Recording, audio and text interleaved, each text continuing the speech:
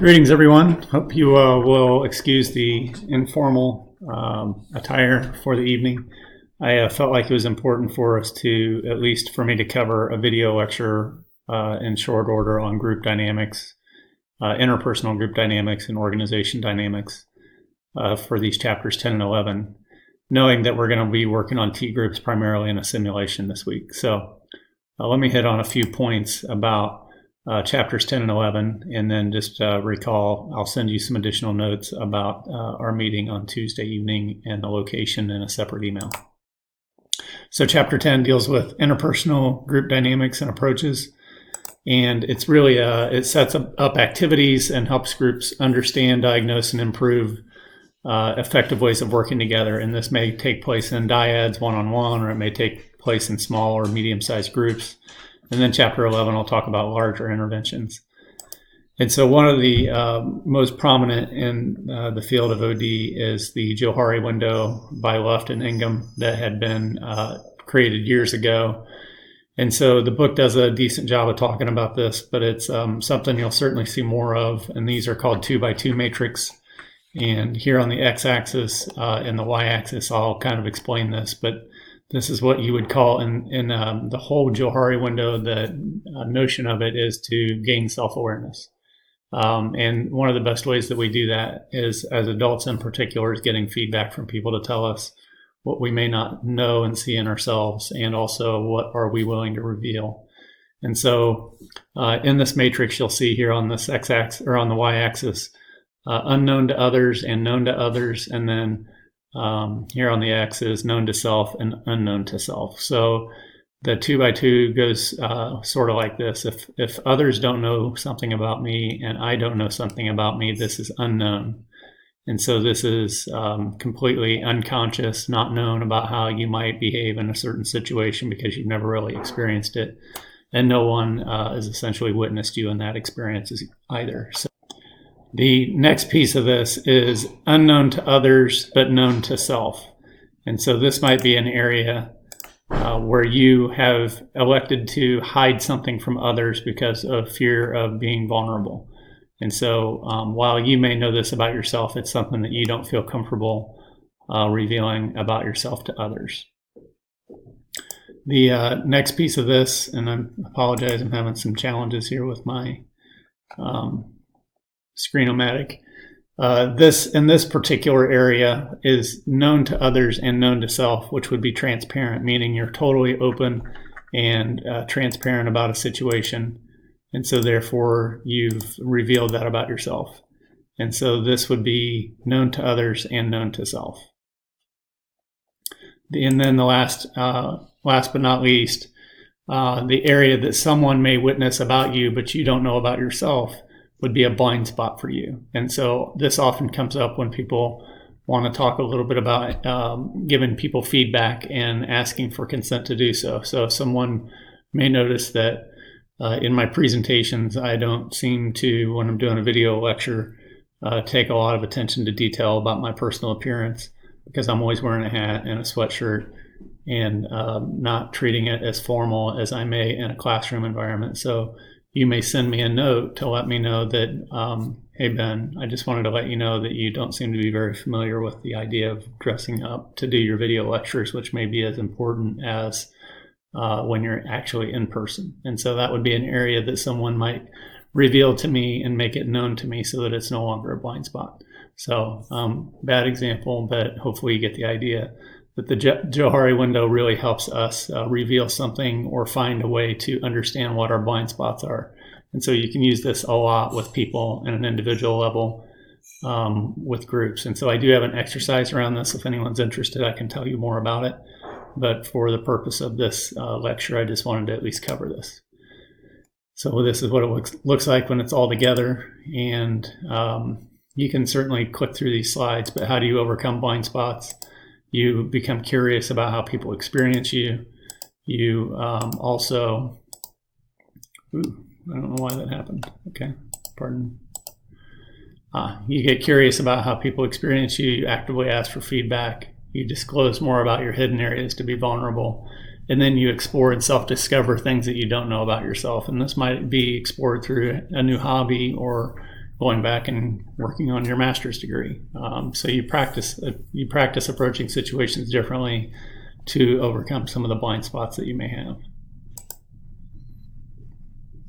Third-party interventions are activities that focus on conflict within the organization, and this is a nice way to provide a safe space where the facilitator walks through disarming some of the tensions that exist within groups. And so you've seen this example before, where I've promoted the whole idea of using a climate survey, going in, doing individual assessments, then having a group dynamics moment where we have kind of a hashing out of the issues, and then do executive coaching. So that would be an example of how you could use a third-party intervention to help people with conflict.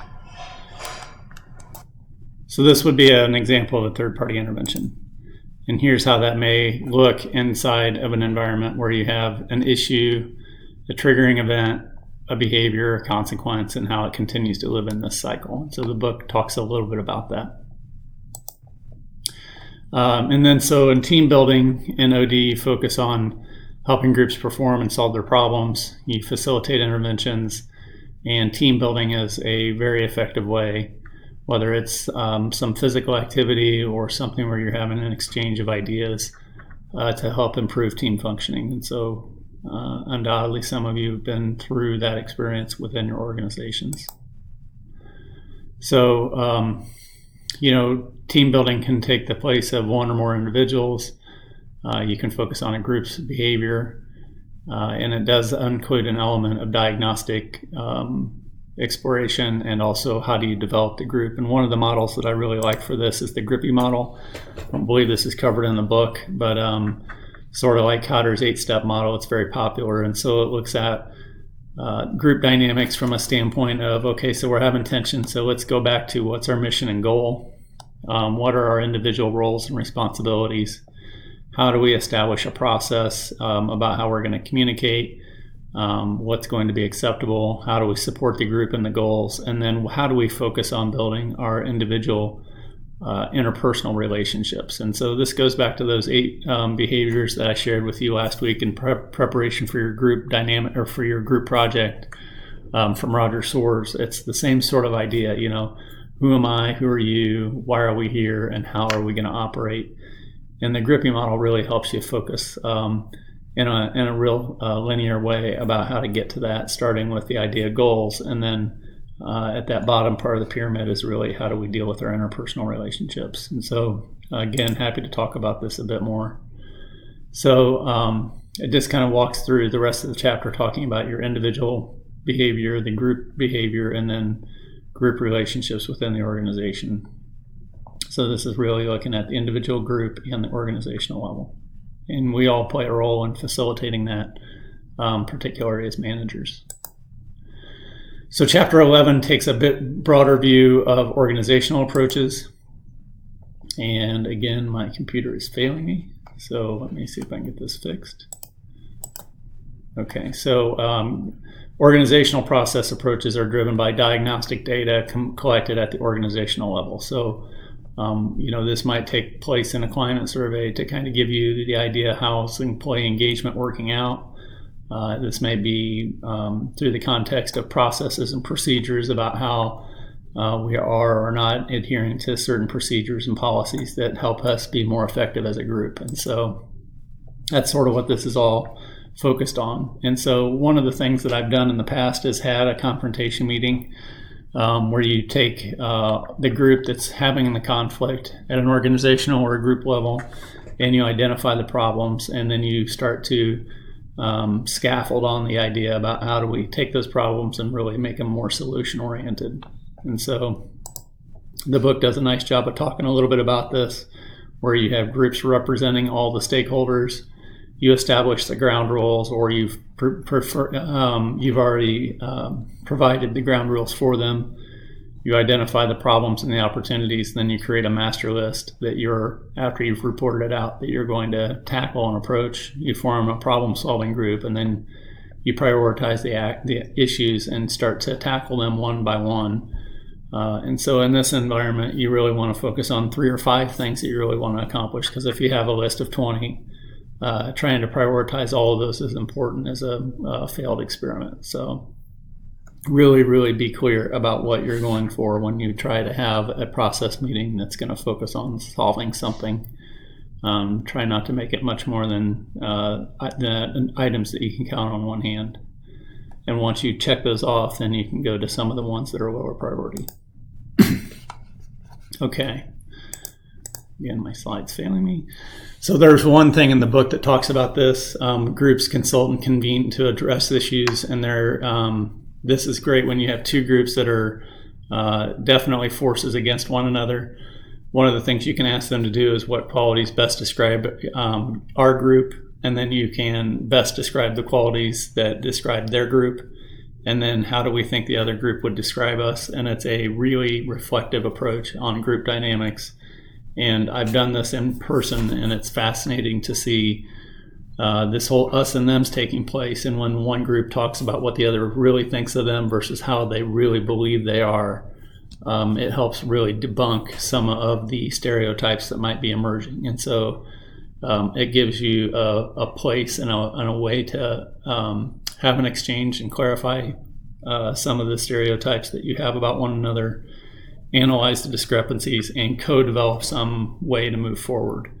And so in this instance, if you have Group A is describing their own attributes, Group B describes their own attributes, and then we describe in Group A what we think Group B would think of us. Group B does the same thing about what they think Group A would think of us. And then we actually say, if I'm Group A, what I think of Group B, and Group B does the same. And it's this really clarifying opportunity to where if everyone is really honest with themselves, they're able to build a foundation of trust and move forward. So it's a really powerful, larger group intervention. And so some of the other ones that come up that we've talked about, or maybe it's talked about in the book, are search conferences, open space meetings, open systems planning, which are really organizational level dynamics to where you're able to think across all the system and how you can come to a particular outcome you're looking to achieve. We did a World Cafe with the big post-it boards that you saw. Those are also really effective when you think about solving a big problem. And then appreciative inquiry. One of the groups is currently engaged in that idea with regard to our group projects, which is really a positive outgoing model that's not looking at our deficits, but we're looking at what we can build on that's already really positive. So those are all effective large group interventions that can certainly add some clarity to the group. So I won't spend a lot of time on these other pieces, but there's, open space methods is pretty cool because this is really a free-flowing organization theme approach. And so you establish norms for the meetings, we're trying to deal with whatever these principles are. People meander from one group to the next, and when you don't hear what you want to hear or you've said your piece, the law of 2 feet as you get up and move to the next group. And so whoever shows up at the meeting are the right people. Whatever happens, the only thing that could have happened. Whenever it starts is the right time, and when it's over, which is really this whole idea that you meet people where they are. If you invite 100 people and only 20 show up, those are the 20 that should have shown up. And the meeting progresses as a really open-ended, ideation of thought leadership about what's going on. So you create the agenda together, and then you coordinate the ideas through information posting. And so that's another great large intervention. And then there's certainly positive methods to, again, appreciative inquiry, dream about doing visioning sessions. What do you think the infrastructure needs to be to achieve the vision or the big dream? And you create specific action plans that fulfills the organization's destiny. So another big, grounded in the positive model. This is really looking at what your assets already are, not your limitations and deficiencies. One of the other, Edgar Schein does a lot of conversation about this, which are, the concept of organizational culture or basic assumptions. What are the values that the organization holds? What are the norms? And norms are sort of the things that aren't written down in the policy handbook, but we all know there are certain norms about the organization that exist. And then artifacts are, what's the history told us about the DNA of this organization that are really hard to unlock to change. So even though you might be inside of an organization that has 3 mergers, some of the original artifacts of the organization as it was years ago still stand today because some of those people are legacy employees that still hold on to the old idea of the culture.